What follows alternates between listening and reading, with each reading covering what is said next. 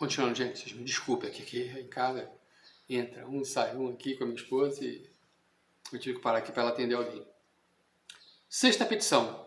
Não nos deixeis cair em tentação. Deixa eu ver ali, ó. Estranho, né? Não nos deixeis cair em tentação. Por que eu não peço assim para Deus? Não permita que eu seja tentado. Eu quero ser tentado. Não, eu estou pedindo, não nos deixeis cair na tentação. Na hora que eu falo, não nos deixeis cair em tentação, eu estou presumindo que eu vou ser tentado. E entendo que quem compôs essa oração foi nosso Jesus Cristo.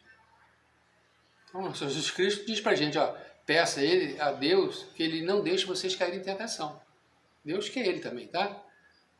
Então, não era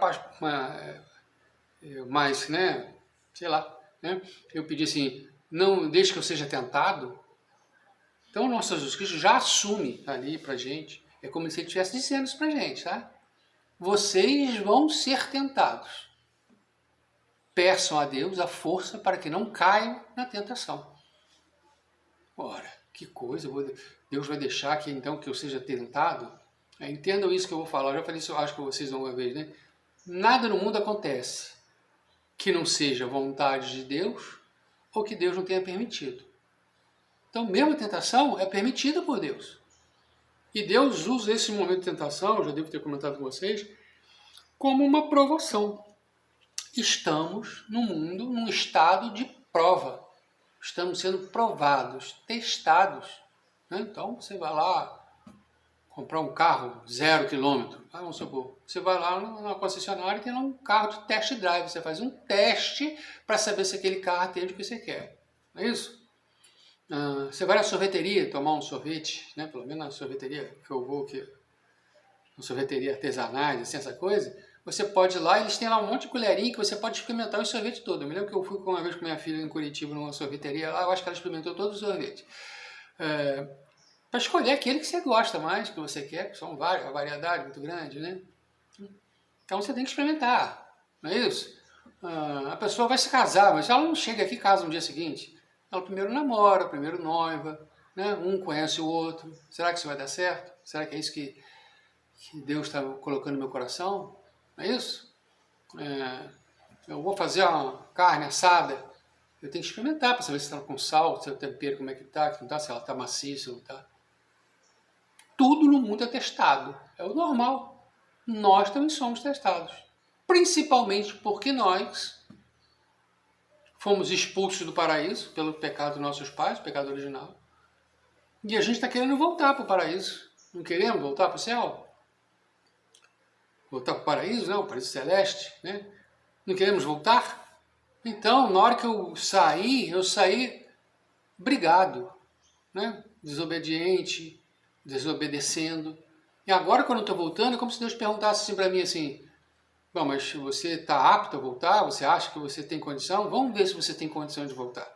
Vou mandar aqui para você aqui essas provas, se você passar por elas, você vai. Como no colégio também. Talvez seja o melhor exemplo no colégio, na faculdade.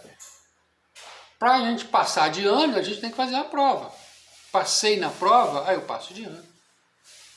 Então, assim, tem provações, tem provas que eu tenho que passar por elas na minha vida, para que ao final, chegado o meu momento, Deus possa me levar para o céu, dizer, não, você merece estar aqui, eu acho que você tem condição de estar aqui, vem para aqui. Não, você não passou nas provas que eu te dei. Você não pode ficar aqui, você vai para outro lugar. Então, na vida nossa, é uma vida de provação. No Salve Regina, que a gente reza aí com vocês, na Salve Rainha, né? A gente chama essa nossa vida aqui de Vale de Lágrimas, porque a gente passa por várias provações. Passou o nosso Jesus Cristo por provações aqui, absurdas, né? E passou pela prova, foi obediente a Deus na vida dele toda, a Deus Pai, e ao final ressuscitou, está à direita de Deus Pai Todo-Poderoso. Não é assim que a gente fez na profissão de fé? Então, a vida nós temos que passar por provas. E como Deus faz essa prova? É uma prova escrita? Não, não é, né? A prova são as tentações. As tentações são as provas pelas quais a gente tem que passar para que a gente possa alcançar a santidade e a vida eterna, né? E essa tentação, ela vem de 3 fontes, como já comentei com vocês hoje. Vem da nossa natureza, porque nós temos uma natureza decaída por conta do pecado original, ainda que batizados, ainda que no batismo a gente receba uma graça santificante, ainda que no batismo seja apagado a mancha do pecado original, as consequências do pecado original continuam ali. É como uma pessoa que, por exemplo, Deus nos livre, né, mas sofreu um acidente e perdeu uma perna. Então, foi para o hospital, trataram dela, ela ficou boa, botaram uma prótese e ela está ali agora andando, vivendo a vida dela. Mas ela continua sem aquela perna. É uma consequência do acidente que não tem como voltar atrás, né? E existe na nossa vida várias coisas que são consequências assim, nesse sentido, né? Então, o pecado original é um desses. Ele foi apagado, mas deixou sequelas, né? Como eles chamam. Então, tem ali agora alguma coisa que não está mais do jeito que devia estar. E essas sequelas nos levam sempre ao pecado. A gente chama isso de concupiscência. Nos deixou com uma tendência a ir para o lado errado. Você vê que é mais fácil para as pessoas às vezes mentirem do que falar a verdade. Né? Tem uma tendência sempre ali para o lado ali da mentira, por exemplo. Então, a nossa natureza, ela nos leva à tentação, tá? Porque é fraca. O mundo apresenta para a gente uma série de situações para nos fazer perder, para que a gente caia em tentação, né? Eu não preciso dizer isso para vocês ir no mundo hoje em dia, né? Você não consegue ir na praia sem pecar. Você não consegue sair na rua sem pecar.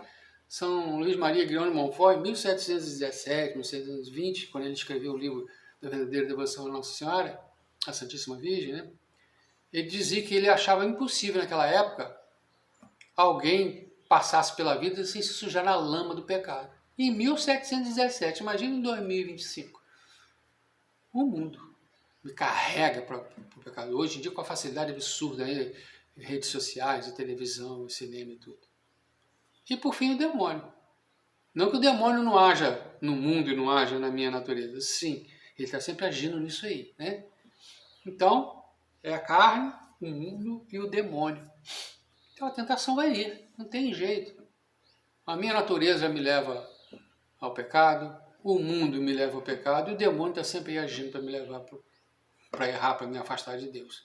Então eu vou ser tentado. Então o que eu peço aqui é que Deus, sendo tentado, me ajude a não cair na tentação. Porque ser tentado não é pecado. O pecado é eu cair na tentação. Então, se eu sou tentado, eu desvio meu pensamento daquilo, né, se for do pensamento, ou se eu sou tentado a fazer alguma coisa e eu não faço aquela coisa, eu não caí na tentação. Se eu sou tentado em pensamento, em palavra, em atos, em ambições, não é assim? Se eu sou tentado e eu caio na tentação, é porque eu consenti com aquilo. Se eu fujo daquilo, eu não consenti. Então, eu não caí em pecado.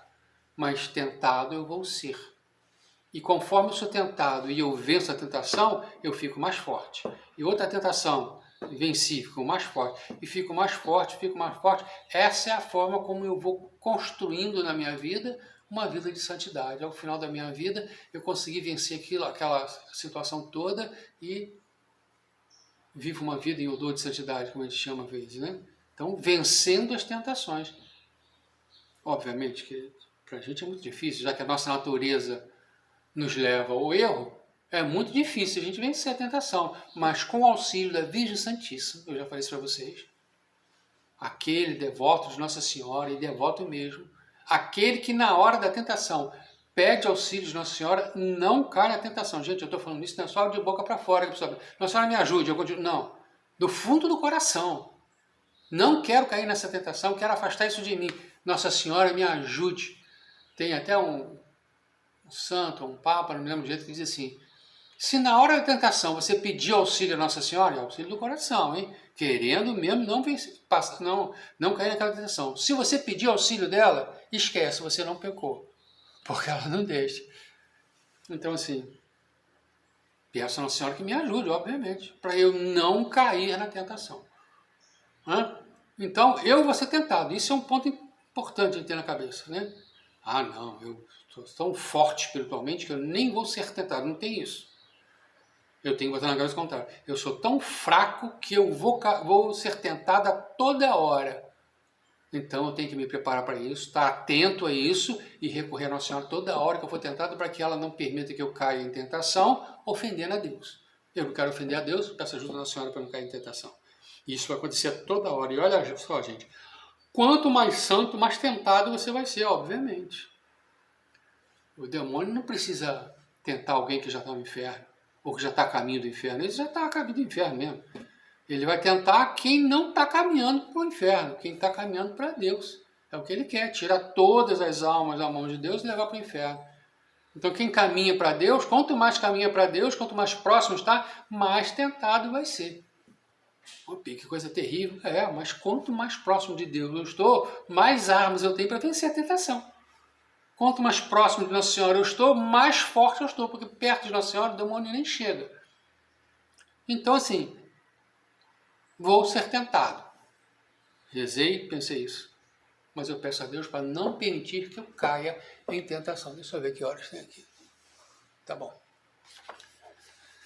Então, não nos deixeis cair em tentação, mas livrai-nos do mal. Amém. Bom, livrai-nos do mal, né? Aqui vale a pena a gente falar uma coisinha. Existe o mal e os males, né? O mal, quando a gente fala aqui, é o maligno, é o demônio e todos os seus asseclas. Estamos pedindo que nos livre dele. Porque os males, nós vamos passar pelos males, né? Como eu estou falando, na tentação. Então, por exemplo, um dia, Deus queira que não, mas talvez alguns de vocês já tenham passado por isso na vida, ou vão passar, né? Muitos de vocês são novos, ainda começaram a trabalhar, mas quem começa na sua vida profissional, não é um profissional liberal, por exemplo, mas mesmo um profissional liberal também passa por outros tipos de problemas, né? Mas, por exemplo, alguém que trabalha numa fábrica, por exemplo, vai ter um dia que vai estar sem emprego, por exemplo. Comigo aconteceu várias vezes, né? Trabalhei em empresas em Friburgo que não existe mais, né? Então, assim, um dia eu vou estar desempregado. Isso é um mal, né? Desses males que eu estou falando. Eu estou desempregado, preciso de dinheiro para sustentar minha família. E não tenho emprego de onde eu tiro esse dinheiro. Estou passando por uma provação. Peço a Deus ajuda, né? Através de Nossa Senhora, com intercessão da Nossa Senhora, peço a São José, né?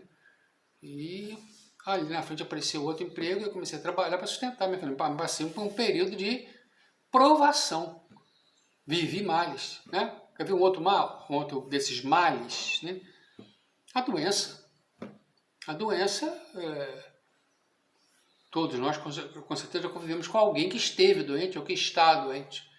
E passa por aquela doença, às vezes tem que fazer uma cirurgia, uma coisa qualquer, e depois se cura, fica boa. Não é isso? Então a gente passa por males, essas dificuldades da vida. Mas vamos passar por elas, não tem jeito. Não é exatamente disso, já que eu estou pedindo a Deus antes aí que não me deixe cair em tentação, eu sei que eu vou ser tentado. E muitas vezes tentado por esses males, né? Então é a dificuldade na vida profissional, uma dificuldade na vida financeira, uma dificuldade com a saúde, uma dificuldade no relacionamento em casa, com a esposa, com os filhos, né? E a gente tem que superar isso. Esses males não vão passar, não é esse. Estou falando do mal, do demônio. Que Deus não nos deixe ficar na mão dele. Que Deus não nos deixe que ele nos tire da mão de Deus. É isso que eu não quero. Eu, por exemplo, rezo todo dia uma oração a São Miguel, pequeno exorcismo, que pede que isso aí, que ele afaste do meu caminho o espírito maligno. Então o que eu estou pedindo é que afaste de mim o espírito maligno.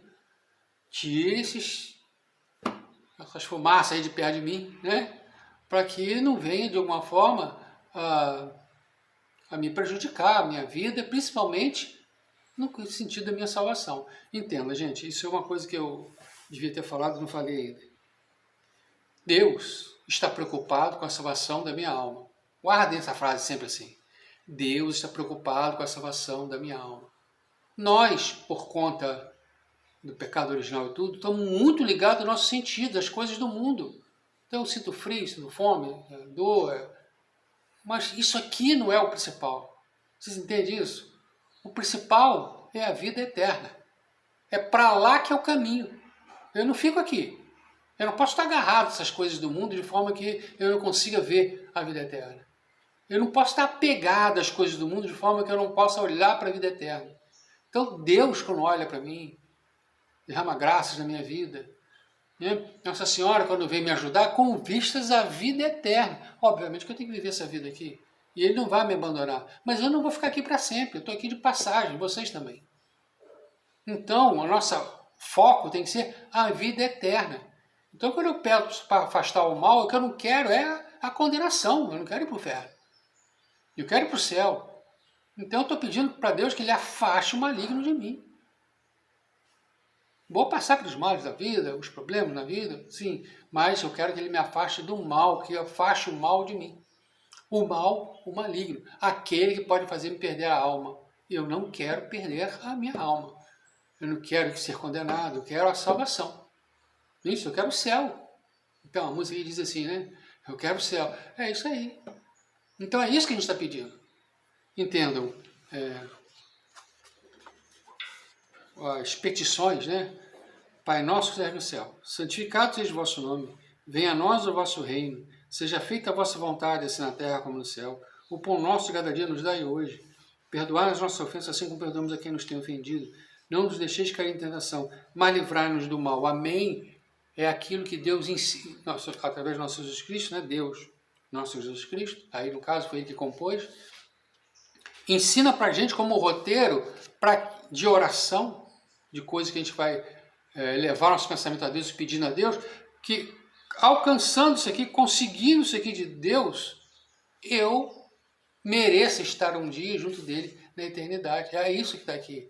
Não é para que cumprindo isso aqui, eu tenha uma vida com muito dinheiro, carros, viagens, casas, fama. Não é isso. Nosso Jesus Cristo ensinou a gente essa oração, porque rezando essa oração ao Pai, eu alcance as graças necessárias para que eu esteja no céu. É isso que é o objetivo da oração do Pai Nosso. Então, o sentido de todas essas sentenças tem a ver com a minha vida espiritual.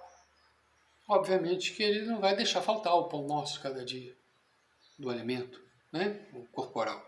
Mas Ele está falando aqui com relação à nossa vida espiritual, para que alcancemos a vida espiritual.